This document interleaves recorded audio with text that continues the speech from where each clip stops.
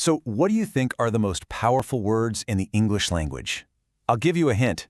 They're not the big fancy ones. Nope, they're the tiny, everyday words that do all the heavy lifting. Today, we're diving into the words that are basically the superglue for your sentences. We're talking about prepositions. Okay, take a look at these. In, on, at, under, to. You use them a million times a day, probably without even thinking about it. But what are they actually doing in there? They might look simple, but trust me, they're like the secret architects building meaning into everything we say.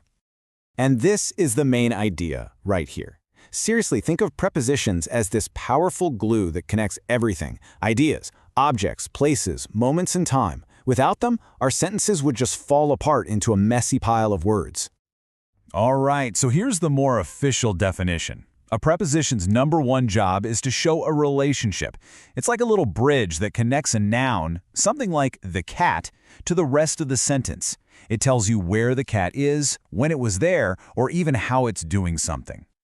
They give our sentences all the juicy context by answering these really basic questions. Where's the book? Boom, on the table. When are we going to meet? At 5 p.m. How did you get here? By train. See? Each tiny word delivers a crucial piece of the puzzle. Let's start with the most visual category. We're going to jump into how prepositions literally help us draw a map with our words and describe the physical world all around us. So, this first type of superglue is all about location and direction. It can describe something that's totally still, just sitting there, or it can describe something that's on the move, something with energy. And you've got to appreciate the precision here.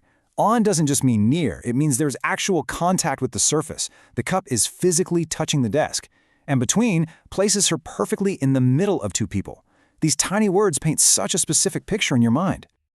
And of course, they also show movement. To the park gives us a clear destination. Through the tunnel describes the exact path. You're not going over it, you're not going around it, you are going right through it. It creates a real sense of action. And of course, there are so many more. Each one just adds another layer of detail to our mental map. Think about it. Above, behind, across, over. Each one of those words completely changes the picture in your head, right? Okay, so let's shift gears. We're moving from space to time, because prepositions also organize our entire lives, from daily schedules to huge historical events, all by answering that one simple question: when? Yep, this is the temporal superglue. Prepositions of time are kind of like pens on a calendar, or the hands on a clock. They connect our actions to specific points in time, giving everything a clear order and sequence. Now this chart is your new best friend for getting this right every single time. Here's an easy way to think about it.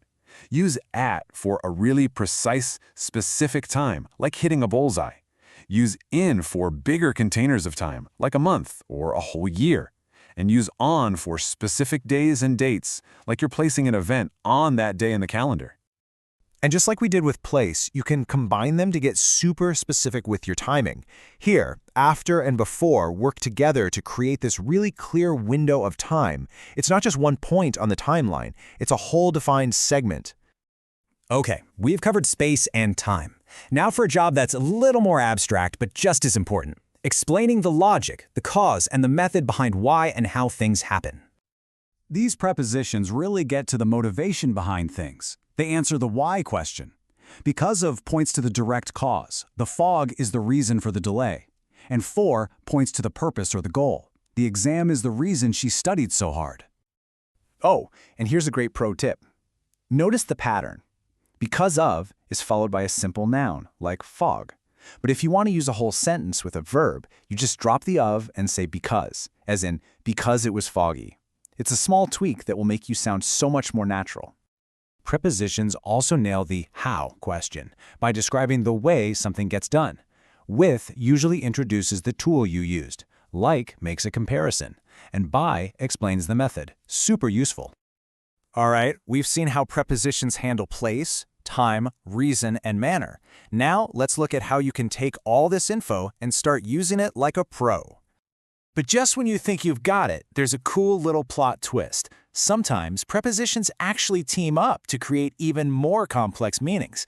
You probably use these compound prepositions all the time and don't even realize it.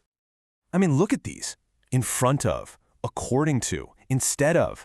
These phrases basically act like one single unit. one big piece of superglue that connects ideas in a more advanced way. The trick is just to see them as a single chunk. So how do you actually get the hang of all this? It's simple, really. Please don't try to memorize a list of 150 prepositions at once. Just pick one for today, maybe through or instead of. Make a couple of your own sentences with it, and then, and this is the important part, try to actually use it when you talk to someone. Active practice makes all the difference.